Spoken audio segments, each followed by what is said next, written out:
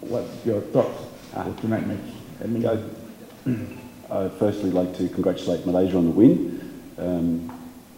Clearly the better side, clearly a high quality team with excellent individual players, with qualities that we would love to have.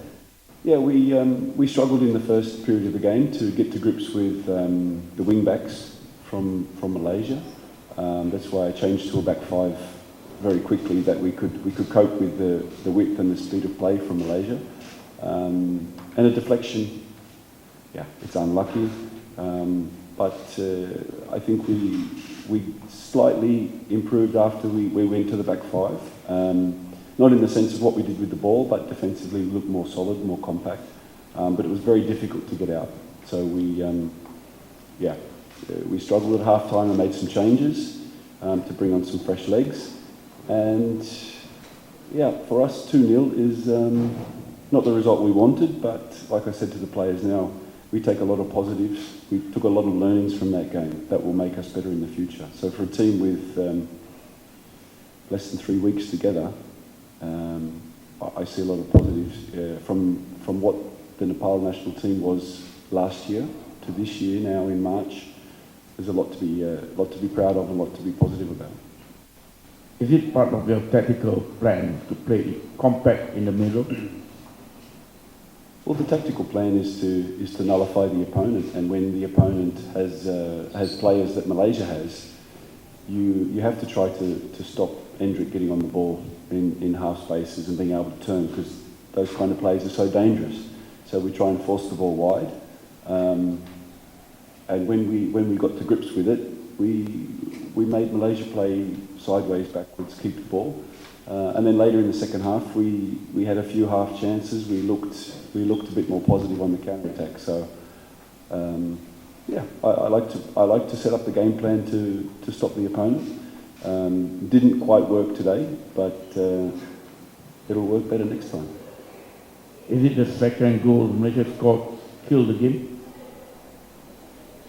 2-0 is always a dangerous scoreline, so we always felt that if we could score one, obviously on the counter or with a set piece, perhaps Malaysia would not panic, but they would react negatively, and you always have self-belief in the team that they can do something. Today it wasn't to be, but 2-0 we always have hope that something can happen. Hi Coach, Nazrin from Dama. Against a higher ranked team, much better position than Nepal, how do you see the gap between your team and Malaysian side in tonight's match? Oh, the gap is huge, and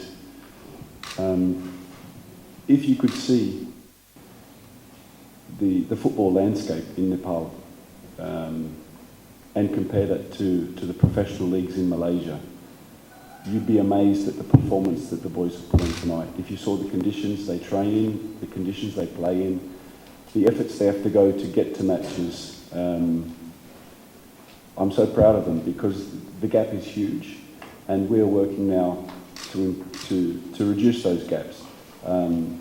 So you can see the level of the players. Our players are giving everything, but in terms of player education, coach education, Nepal, we're on an upward trajectory, but we have a long way to go. But our goal is to be, I said to the boys, we come back next time, for the second time we played Malaysia, and we turn the scoreline around. That's our wish.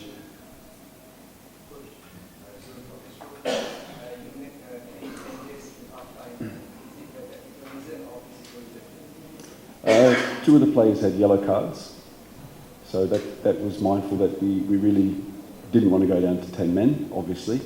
And tactically, you see the size and the physicality of some of the Malaysian players, so that was the reason to change the left wing back, that we can match up players at set pieces. And physically, we put a lot into the Singapore game a few days ago, and we have to learn to manage games better, that we can play in a FIFA window and play 2 games at the same intensity. So we have fitness and conditioning work that we need to do.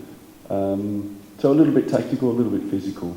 And also now I then look at opportunities to look at players to see what they can do under pressure in a big AFC Cup qualifying game. Coach, there is no friend match for Malaysia before this match, so is that difficult to study the nation team style of play? Of course, it's. I have a few secret agents working for me that have worked in Malaysia before, so I got some information about some of the players, which was very helpful. But I think whatever tactics, whatever game plan Malaysia had, you see the individual qualities of the players was always going to be the biggest difference between the two teams.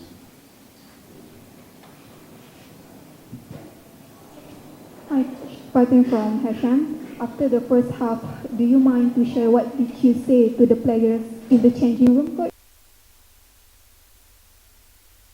We made the 3 changes, spoke about the midfielders supporting the wing-backs defensively. We felt that our wing-backs were jumping out and opening up spaces that we didn't want them to open up. So a very tactical, very minor tactical change. And just to give them the belief that 1-0, we're still in the game. Very simple half-time talk. It doesn't need too much.